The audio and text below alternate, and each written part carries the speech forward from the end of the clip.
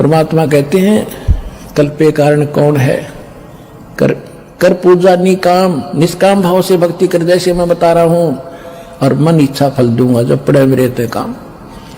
अब तुम विश्वास करो मेरे पर, और मैं कहूं ऐसे करो, कोई भी आपत्ति तुम पर आओगी तो मैं ऐसे करके दिखा दूंगा, दुनिया देखेगी।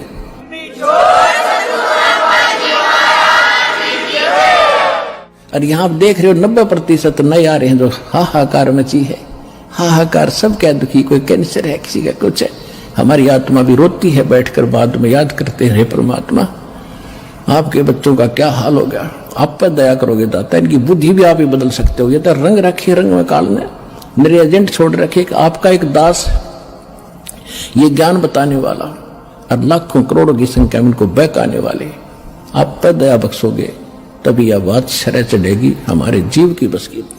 क्योंकि भगवान जब दया बख्शेंगे, जब आप सच्चे दिल से यो मान लोगे Kabir is God, nothing else, और कोई मदद कर भी नहीं सकता। तो ये सारा ज्ञान सुनाने का दास का उद्देश्य भी यही है कि आपको सब प्रमाण दिखा के ये सिद्ध कर दूं कि ये परमात्मा है, इसके बिना सुख कोई दे नहीं सकता, कर्म संस्कार बदल नहीं सकता।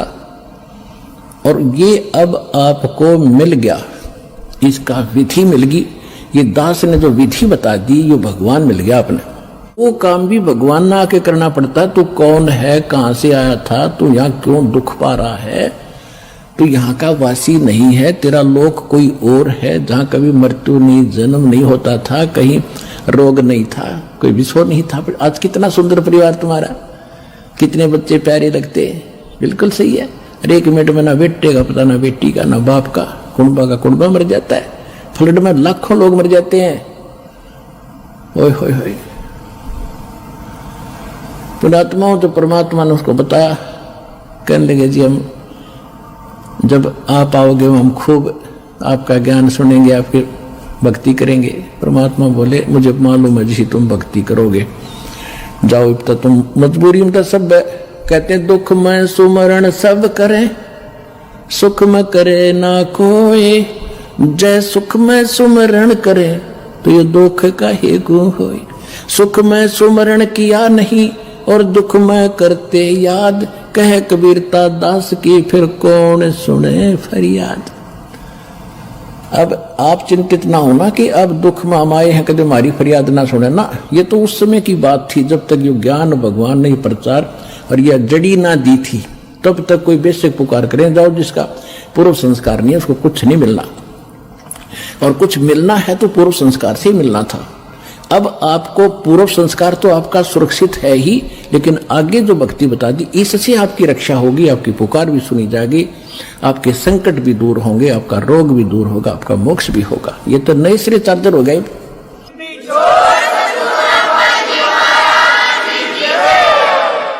तो वो तो उनके लिए बोली गई थी वाणी, जब भक्ति वो गलत कर रहे थे तब कह रहे थे तुम अब ठीक है, तुम्हारा पूर्व संस्कार का तुम्हें मिल रहा है, जब तक तुम्हारी बैटरी चार्ज रहेगी, पूर्व जन्म के पुण्य तुम्हारे साथ है, कितनी को बद करो, कितने खोटे काम करो, वो तो सारी मिलेगी। लेकिन आगे फिर जब आपत्ति शुरू होगी तब रोग भगवान को, फिर नहीं सुनेगा तुम्हारी। उनको कहा कि जैसे अब मालिक को तो पता ही था इनकी ब्रेन मैटिक हो ही रही है, अब जो सुख में लगे हैं वो तो सुखी चल ही रहे हैं ना, तो उनको दुखाने थे, क्योंकि यहाँ तो दोनों भोगने होते, पुण्य और पाप भी। दास देख रहा है सन 1994 से नाम दे रहा है और 20 वर्ष हो गए पूरे होने को जा रहे, तो उससे लेकर आज तक जिनने नाम ले रखा है जो ठीक मर्यादा में चले हैं, कोई आपत्ति नहीं, उनको पता भी नहीं दुख की चीजों से। और यहाँ आप देख रहे हो 90% नए आ रहे हैं जो हाहाकार मची है, हाहाकार, सब क्या दुखी, कोई कैंसर है, किसी का कुछ है। हमारी आत्मा भी रोती है बैठकर, बाद में याद करते हैं परमात्मा आपके बच्चों का क्या हाल हो गया, आप पर दया करोगे दाता, इनकी बुद्धि भी आप ही बदल सकते हो। ये तो रंग रखे, रंग में काल ने मेरे एजेंट छोड़ रखे, आपका एक दास ये ज्ञान बताने वाला और लाखों करोड़ों की संख्या में इनको बहकाने वाले, आप पर दया बख्शोगे तभी यह बात शरह चढ़ेगी हमारे जीव की बस की। क्योंकि भगवान जब दया बख्शेंगे, जब आप सच्चे दिल से यो मान लोगे Kabir is God, nothing else, और कोई मदद कर भी नहीं सकता। तो ये सारा ज्ञान सुनाने का दास का उद्देश्य भी यही है कि आपको सब प्रमाण दिखा के ये सिद्ध कर दूं कि ये परमात्मा है, इसके बिना सुख कोई दे नहीं सकता, कर्म संस्कार बदल नहीं सकता। और ये अब आपको मिल गया, इसका विधि मिल गई। ये दास ने जो विधि बता दी, ये भगवान मिल गया आपने। जैसे पानी प्राप्त करना है, पानी प्राप्त करने के लिए हैंडपंप लगाने की विधि बता दी। हैंडपंप सफल कर लिया तो पानी मिल गया, राम मिल गया आपको। यहीं पर राम मिल गया और वहां सतलोक में जाओगे तो वहां तो परमात्मा है ही सब कुछ आपका। ये काल का लोक है, इसे बाहर निकाल कर आपको सुख होगा। यहाँ सुख तो ये अस्थायी है, यहाँ सुख भी दे देंगे, राजा बना दिया फिर गधा बन जाएगा। परमात्मा ऐसी गलती ना करने, आपको ऐसा नहीं देंगे। अब भगत हो गए तो अपने हिसाब से तुम्हें यहाँ से निकालने के तरीके अपनाओगा। यहाँ की जो आवश्यक सुविधा है वो अवश्य देगा, दयालु है। लेकिन आप मांगोगे बकवाद तो वो नहीं देगा। तो उसको मालूम है, जैसे अब्राहिम सुल्तान अदम कितना बड़ा राजा था, कितना सुख था, उसको मालूम था ये पुण्यात्मा पिछले पुण्य को भोग रहा है, बकवाद में लगा हुआ है। 16,000 तक ब्याह करवा लिए उस मूर्ख ने थोड़े से जीवन के में है। और फिर फूला फुरा खूब धन वो था पिछले संस्कार का, पिछले दान पुण्य कर रखे थे उसने। जब वो सम्मान वाली आत्मा थी, राजा बना शेरवान शहर में। और फिर उसके बाद फिर उसके दान करवाया दाता ने। कभी फिर सुनाएंगे कथा, जो पुराने उनको मालूम है। उसी पुण्य से राजा बना हुआ था, उसे भोग रहा था, फिर वो गधा बनता थे। मालिक ने उस प्यारी आत्मा को उस नरक से निकाला, राजपद छुटवाया, उसके पीछे पड़ के। और जब उसने ज्ञान हुआ तब उसका समझ में आया कि सचमुच मैं तो गधा था, कति बेगार कर रहा था। फिर परमात्मा ने कह भी दिया था कि जा अब्राहिम, अब ज्ञान तुझे होगा तो राज कर ले। हाथ जोड़ लिए दाता, अब उस नरक में ना भेजो। अब तो पता लग गया, मजदूरी कर लूंगा, लकड़ी तोड़ के बेच के गुजारा कर लूंगा। दाता तेरा आपका साथ रहे, मेरे मोक्ष चाहिए मुझे, कुछ नहीं चाहिए। और हम मांगे भगवान से ये दे दे, ये दे दे, वो दे दे, मांगने की जरूरत नहीं। आने के बाद या तो आपने मांगने की जरूरत नहीं, बालक नहीं, आप उसके बच्चे हो। आज आप उसके बच्चे होगे, बेटा बेटी होगे। जिस दिन आपने यहां नाम ले लिया, 2 प्रकार के बच्चे होते हैं। एक तो शरीर से, उसको बिंद के कहते हैं, और एक नाद के, नाद जो वचन शब्द के। तो आज आप इस दास के माध्यम से वचन के बेटा बेटी होगे, मेरे बेटा बेटी होगे। तो भगवान के बेटा बेटी हो, थोड़ा दादा हो गया ना, समझो वो के दूर है।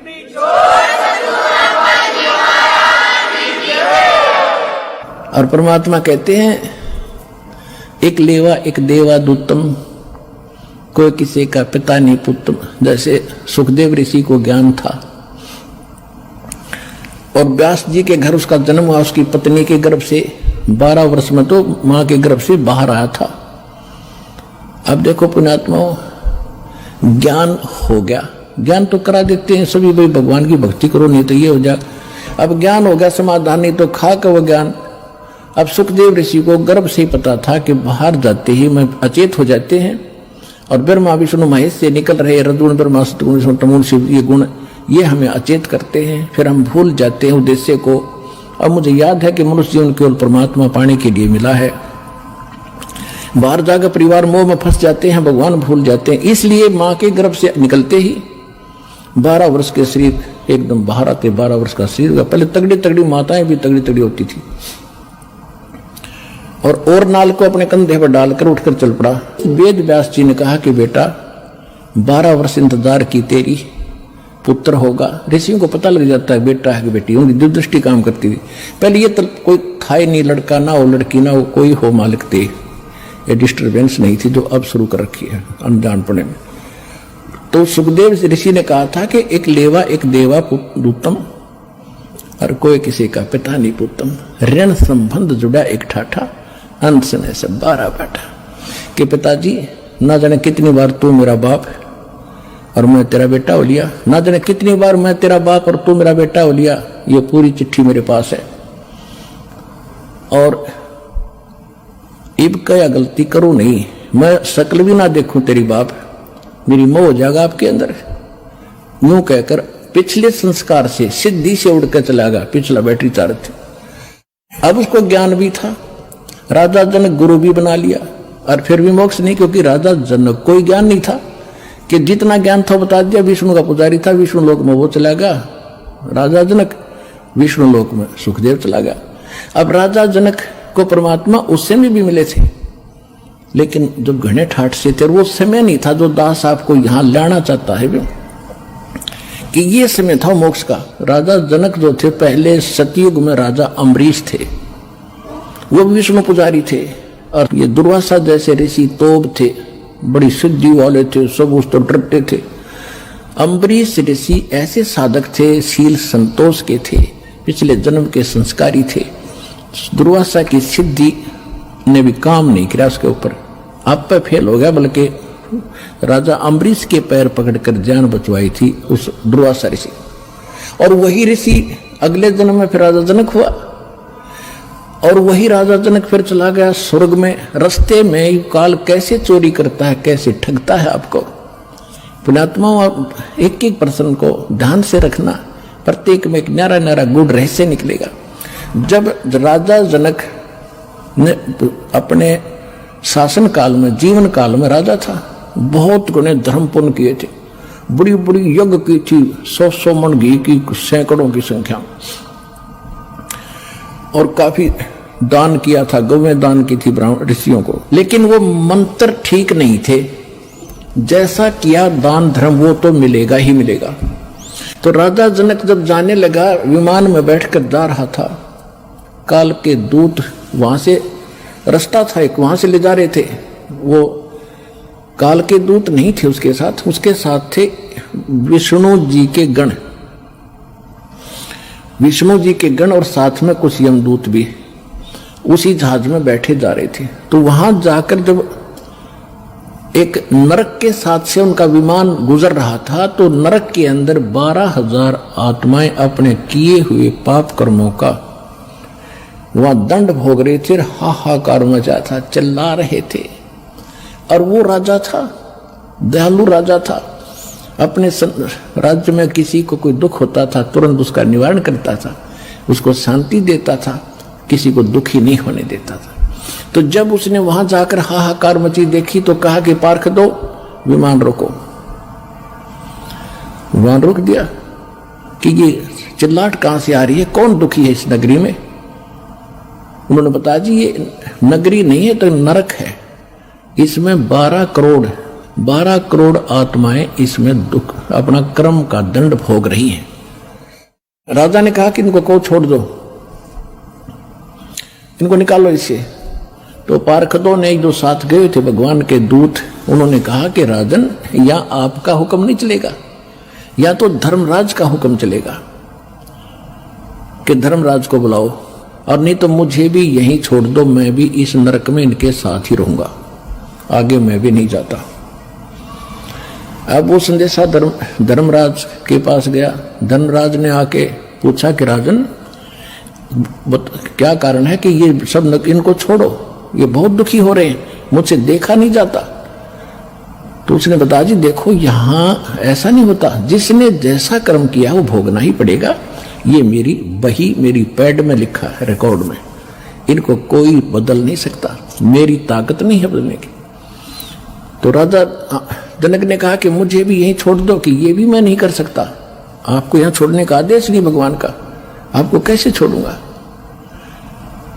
तो कहने लगा मैं तो जाता नहीं, करो जो आपने करना है। अब ऐसे पुण्यकर्मी आत्मा के साथ वो भी ज्यादा खस्सा खसाई नहीं करते, फिर अपनी चापलूसी यानी चाणक्य ऋषि अपनाते हैं। धर्मराज ने कहा कि एक काम हो सकता है, आप अपने पुण्य दे दो इनको, पुण्य संकल्प कर दो, उन पुण्यों के आधार से मैं इनको सबको नरक से निकाल सकता हूं, आपके पुण्य इनको मिल जाएंगे, आपको इतना फिर डेबिट हो जाएगा, आपके पुण्य कम हो जाएंगे। राजा जनक बड़े दयालु थे। परमात्मा कहते हैं देखो, दयालु होना जरूरी है, लेकिन अपने दयालुता में अपने पैर पर कुहाड़ी मारना कोई दयालुता नहीं है, वो तो मूर्खता है। तो वहां उसने क्या किया कि राजा जनक ने कहा कि ठीक है, मैं इनको अपने आधे पुण्य देता हूं, जितने मैंने धर्म पुण्य किए भक्ति भक्ति करी है।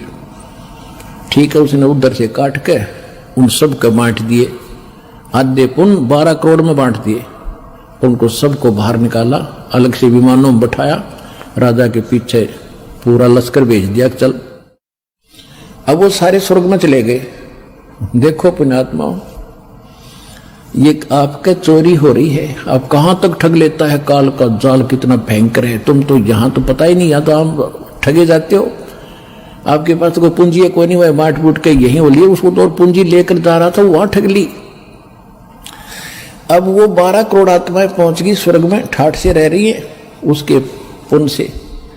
और जब वो पुण्य राजा जनक के दिए हुए वो बख्शे हुए खत्म होंगे, उसके बाद वही आत्माएं फिर पुनः उसी नरक में आएंगी जो उनके पाप न्यू के न्यू रखे थे, वो फिर भोगने पड़ेंगे। उधर से राजा जनक का जब वो आधा खाली कर दिया है, वो फिर खत्म हो गया त्रेता में।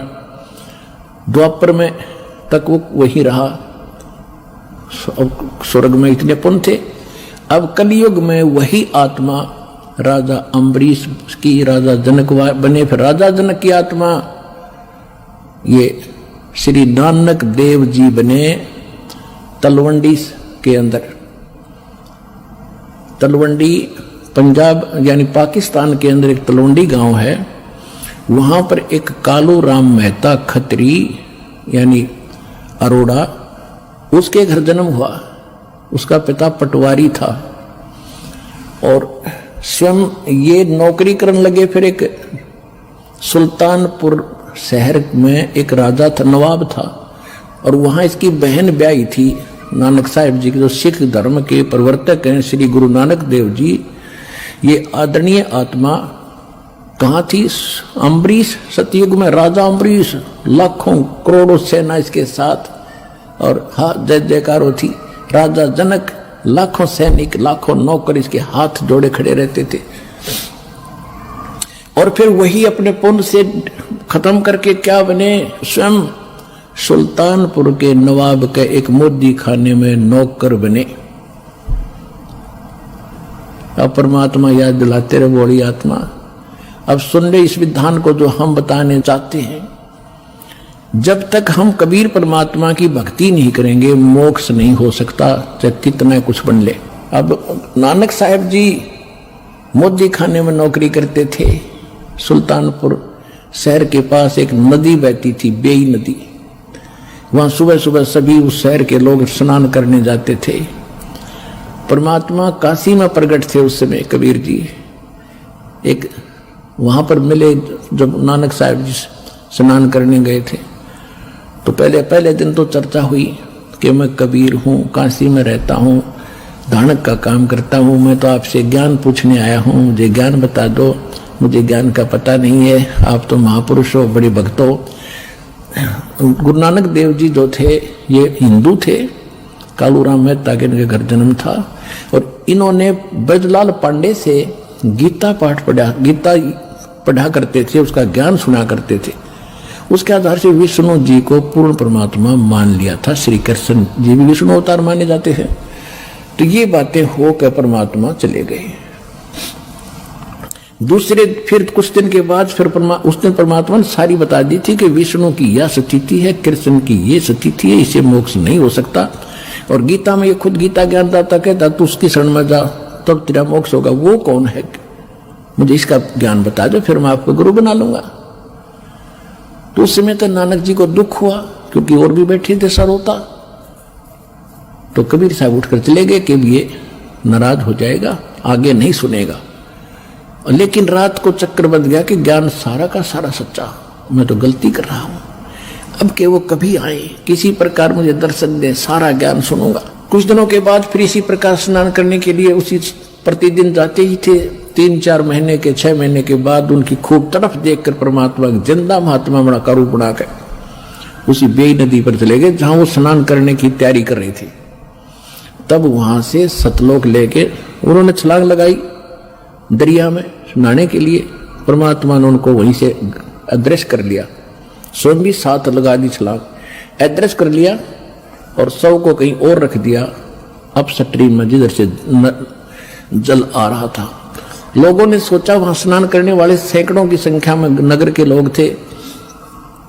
उन्होंने देखा कि बाहर आया नहीं, नानक जी डूब गए, नानक डूब गया, नानक जी डूब गए। उसकी बहन को बताया, उनके बहनोई को बताया। जयराम नाम था उसकी बहनोई का, नानकी नाम था इनकी बहन का। हाहाकार मच गई। राजा ने भी गोताखोर भेज दिए, जाल लगावे। वो खोदे नीचे ने, वो शरीर धर रखा 3 किलोमीटर ऊपर ने बन में, तो वो नहीं पाया। 3 दिन धक के बैठ गए। सबने मान लिया कि नानक जी डूब कर मर गए, और वो ले गए सतलोक में परमात्मा। वहां से फिर वापस छोड़ा 3रे दिन। तब उस प्यारी आत्मा का मोक्ष हुआ। तो पुण्यात्मा, इस सारे ज्ञान को समझ कर आपको पता चलेगा कि अब वो समय है जब मोक्ष मिलेगा।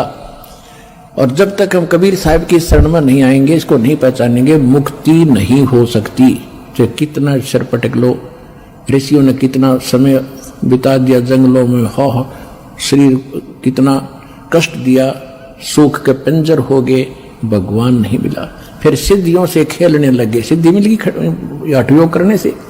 फिर इसमें ये अपने एक दूसरे को प्रभु पाक गए। ये सिद्धि तो एक आने के नहीं, हमने ये सिद्धि आपकी भक्ति में खूब आवेंगी। जो दास आपको मंत्र बता रहा, इनका प्रयोग नहीं करना, नहीं तुम्हें नाश का कारण बन जाएंगे। इन सिद्धि माने इस ताकत से हम सतलोक जाएंगे, नहीं तो यही पंचर हो जाएगा फिर ये। तो अब क्या है, उसी प्रसंग पर आते हैं।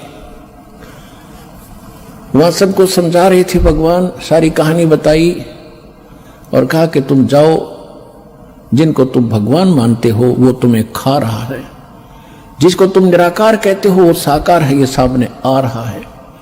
जब उन सभी जीवों ने देखा कि ये सामने, ये है वो तुम्हारा निराकार का ज्योत निरंजन, ज्योत स्वरूपी अलख निरंजन, और ये है वो ब्रह्म जिसको तुम ब्रह्म कहते हो। ब्राह्मणों, ये है तुम्हारा ब्रह्म।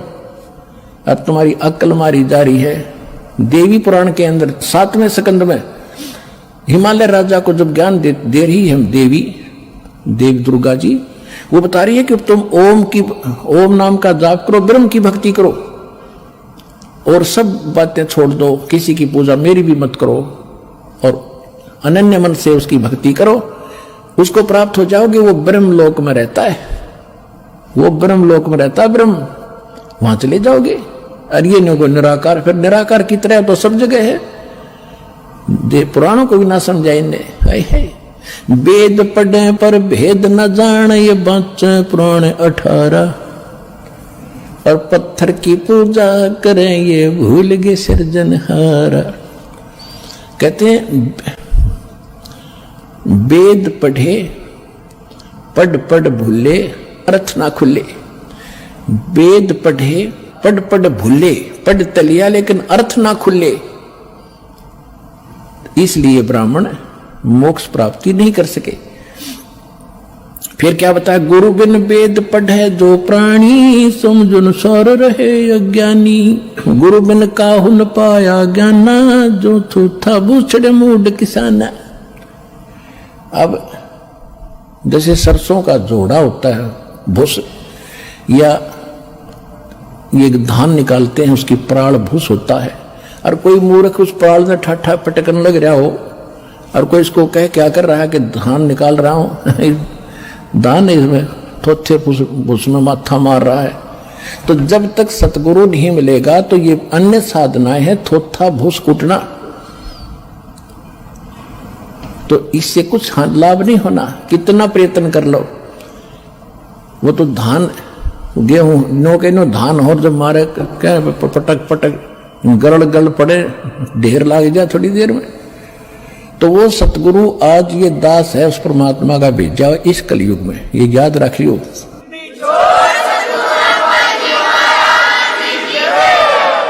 ये दास इसलिए बार बार रिवाइज कर रहा है कि अपनी महिमा हमने आप बतानी पड़ी।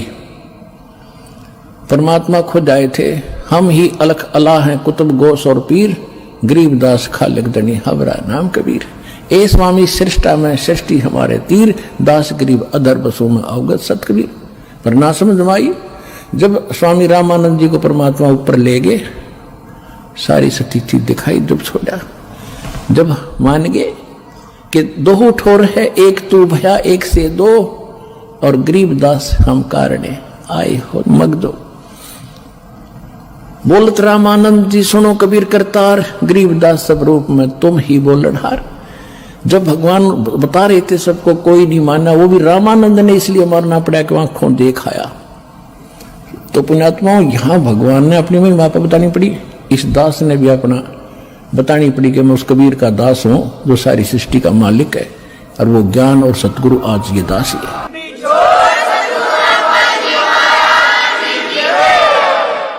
और जो सतलोक आसन बरवाला में आ जाएगा उसको यकीन भी पूरा हो जाएगा, फिर वो नहीं डगमग हो सकता जब इंसान की, जब वो मोक्ष की या कुछ ज्ञान ग्रहण की इच्छा से आया होगा। जो आया होगा बकवादों की, तो वो तो बता ही दिया आपको। कहते हैं कोट वर्ष करो संगत संतों की, पत्थर का जल में क्या भीजे, चंदन बन में रंग ला दे एक बांस बिटम्बी ना सीजे।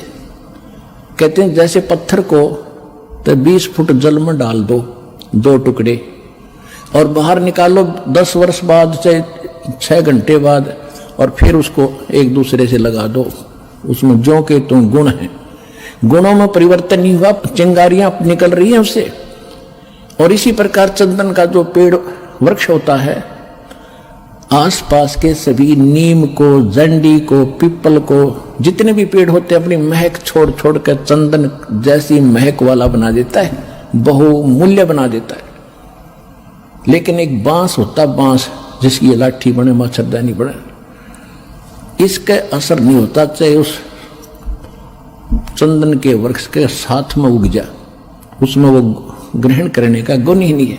तो जो यहां आएंगे कुछ जिज्ञासा लेकर के, मोक्ष आधार मान करके, उनका तो लाभ होगा ही होगा।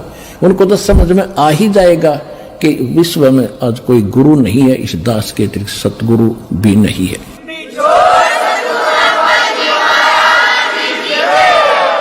और जो आए होंगे उस पत्थर जैसे, बांस जैसे व्यक्ति हैं, उनका असर होना ही नहीं। वो तो वही फिर कबाड़ में वे क्या करें, कि तो किले में चढ़े जाया करें, पत्थर और काम के आएंगे। तो इस प्रकार के जो व्यक्ति हैं जिनको इतना ज्ञान, इतना प्रमाण देखकर भी असर नहीं हो रहा कि ये सचमुच कोई बात अलग है, तो वो बताया है कि कोट वर्ष करो संगत संतन की, जैसे पत्थर का जल में क्या भीगे, और चंदन बन में रंग ला दे एक बांस बिटम्बी ना सींचे। तो इसी प्रकार परमात्मा ने बताया कि देखो ये आ रहा तुम्हारा भगवान, और तुम वेद पढ़ो और गीता पढ़ो और पुराणों को सत्य मानते हो। पुराणों में ये लिखा है, वेद में कहीं लिखा है, श्री देवी पुराण के अंदर 5वें स्कंद में 414 पृष्ठ पे ये लिखा वेद व्यास जी ने कि सतयुग के ब्राह्मण वेद के पूर्ण विद्वान होते थे और दुर्गा की पूजा करते थे, खाक विद्वान थे। गीता वेदों का सरल रूप समझ लो, ये तो आप आम जानते हो, आम हिंदू समझ सकता, उसमें सरलार्थ भी है। कहीं है गीता में दुर्गा की पूजा का प्रावधान? नहीं। उसमें मंत्र गिन के 3 दे रखे हैं। मेरा तो मंत्र है ब्रह्म हूं मैं, श्री कृष्ण में बोल रहा है। और एक पूर्ण परमात्मा जिससे पूर्ण मोक्ष होगा, उसकी भक्ति करने से दोबारा जन्म नहीं होगा। मेरी भक्ति करेगा तो मेरा भी जन्म तेरा भी जन्म सदा रहेगा, परम शांति नहीं हो सकती। वही वेद बताते हैं। वेदों का तो सारांश है, ये छोटा सूक्ष्म रूप है कहीं वेद इस गीता में दुर्गा की पूजा? वेद सतयुग के ब्राह्मण वेद के पूर्ण विद्वान होते थे, वो दुर्गा की पूजा करते थे। गांव गांव में मंदिर बनवाना उनका उद्देश्य था। ये मंदिरों का लठी नंगड़वा रखा है नकली पर ब्राह्मण को और वेद के ज्ञाता को, अब पत्थर पुजवा कर मार दी, सारी दुनिया भूत बनवा दी। परमात्मा कबीर जी यही बताते हैं, वेद पढ़ने पर भेद ना जाने, ये 5 पुराण 18। और फिर पत्थर की पूजा करवावे, मंदिर बना, उसमें शिवलिंग दरवा दिया, विष्णु जी की पत्थर की मूर्ति दरवा दी, कृष्ण जी की दरवा दी। खाक पढ़े वेद तुमने, क्या पढ़े पुराण? तो उसमें परमात्मा ने कहा कि ये आ गया तुम्हारा ये भगवान, और तुम इसको निराकार बताते हो। कहा कि तुम जाओ यहां से, क्योंकि काल ने एक फिक्स टाइम का रखा है। काल का दूसरा अर्थ समय भी होता है। तो यहाँ का जो समय है वो निर्धारित है, इसमें कोई परिवर्तन ना वो स्वयं कर सकता ना किसी और संस्कार में कोई परिवर्तन इसका देवता कर सकता। ये काल भगवान काल है जो यहाँ का मालिक है, भगवान तो नहीं है, यहाँ का स्वामी है। ये भी काल है और यहाँ जो समय निर्धारित है ये भी समय भी काल कहलाता है। ये दोनों के दोनों परमात्मा के कबीर साहब के अधीन है, उसके हुक्म के से चलते हैं। तो वो जो काल ने समय फिक्स कर रखा था कि इतने समय में ये तपस्या पर भून कर सभी प्राणी अपना गंध इसमें छोड़कर अपने आप उड़ जाते हो, वहां से निकाल दिया, एकदम जंप आता है, जो भी खाली होता जाता है उसको ऐसे फेंक देते हैं। तो एक दिन में सारे पहुंच जाते हैं। फिर वो धर्मराज के पास लाइन लग जाती है, वहां जाकर फिर उनको संस्कार वश अलग अलग जहां जिसका जैसा, कोई स्वर्ग में जाओ, चाहे गधा बनो, चाहे कुत्ता बनो, चाहे राजा बनो, जाओ। वो क्रम फिर शुरू हो गया। तो वो जब तक नहीं, वो चला था इसलिए कि उस समय पूरा हो गया, वो जा चुके होंगे। परमात्मा ने कहा कि वो देखो दूर से आ रहा है और तुम उसको देखो, वो है तुम्हारा भगवान, अब तुम जाओ। तब परमात्मा ने उनको वहां से भेजा। फिर वो काल ने निकट आकर देखा कि ये आदमी कौन खड़ा है, मेरे इस स्थान पर तो कोई आ ही नहीं सकता। 21वां ब्रह्मांड जो दास ने आपको बता रखा है, 21वें ब्रह्मांड में भी एक ऐसा गुप्त स्थान है जहां तपस्या है। आप सृष्टि रचना के अंदर वो मैप देखोगे, चित्र देखोगे, उनमें समझ आएगी। जो हमें दास कई बार सत्संग में भी सुनाता है, पुस्तकों में बच्चों ने, भक्तों ने लिखा हुआ है उसको। तो वहां कोई नहीं जा सकता उसके अतिरिक्त। तो वहां उसने देखा दूसरा आदमी कौन आ गया। फिर ध्यान से देखे तो जोगजीत खड़ा है। उसको ये मालूम था कि जोगजीत भाई मेरा पिता का पूरा आज्ञाकारी है, पूरा कृपा पात्र है। पिता माने सतपुरुष कबीर साहब का। और ये वैसे नहीं आया होगा, या तो कोई संदेशा लेकर आया है, मुझे कोई और सजा सुनाओगे, मेरे से कोई गलती तो रोज कर ही हो, या बकवास देकर रखी इसने। फिर भी हिम्मत सी करके पूछा और कहा कि क्योंकि जब इसको ने सतलोक में गलती की थी ज्योत निरंजन ने, काल ने, तो जोगजीत रूप में आकर ही परमात्मा ने उसको 21 ब्रह्मांड समेत और दुर्गा समेत, और दुर्गा के अंदर सभी आत्मा परमात्मा ने फीड कर दी थी, भर दी थी, जिन्होंने इसके साथ आने की स्वीकृति दी थी। तो इसने वहां दुर्गा के साथ बद व्यवहार करना चाहा, इसकी बेइज्जती करनी चाहिए थी, या उसके मुंह में समा गई पेट में मुख के माध्यम से। तब परमात्मा ने आके इस काल के पेट से निकाली, और दोनों ही दंडित अपराधी हो ही रहे थे, हम भी हुआ, दुर्गा भी, काल भी। तो काल जो अपराधी बन गया कि उसने वहां गलत कर दी। ऐसे पवित्र स्थान में एक देवी लड़की के साथ बद व्यवहार करे, फिर उसको वहां से 21 ब्रह्मांड समेत भेज दिया, निकल जाए से। उस समय इसने हाथ जोड़े जोगजीत रूप में कि माफ कर दे, मेरे से गलती होगी और मुझे यहीं रख लो, पिताजी से प्रार्थना कर दो। तो बोला भी प्रार्थना मैंने कर ली, आप जाइए यहाँ से। जबरदस्ती 21 ब्रह्मांड समेत इसको यहाँ 16 शंख कोस की दूरी पर भेज दिया। एक कोस में 3 किलोमीटर होते हैं लगभग। 48 शंख, नील पद्म शंख, इतने किलोमीटर दूर ये 21 ब्रह्मांड आगे। उसके बाद इसने अपनी मनमानी शुरू कर दी कि मेरा कौन के बिगाड़ेगा। तो जब वो जोगजीत रूप में परमात्मा इसके लोक में आ गए, तो इसने वो प्रतिशोध लेना चाहा जो उसने वहां से निकाला था जोगजीत रूप में। और उस समय भगवान जोगजीत रूप में खड़े थे। तो काल ने कहा कि जोगजीत तू यहां क्यों आया, यहां क्यों आया, और पुरुष वचन हो तो मुझे सुनाओ। तुम यहां क्यों आयो, और कोई पुरुष की आज्ञा है, परमात्मा का कोई वचन है मेरे लिए, आदेश संदेश है, तो मुझे सुनाओ। और कहते हैं वहां से मार निकाला मोही, और जोगजीत ना छोड़ू तो ही। तो मेरे लोक में किस लिए आ गया, तेरी हिम्मत कैसे पड़ गई मेरी आज्ञा बिना तू यहां आने का।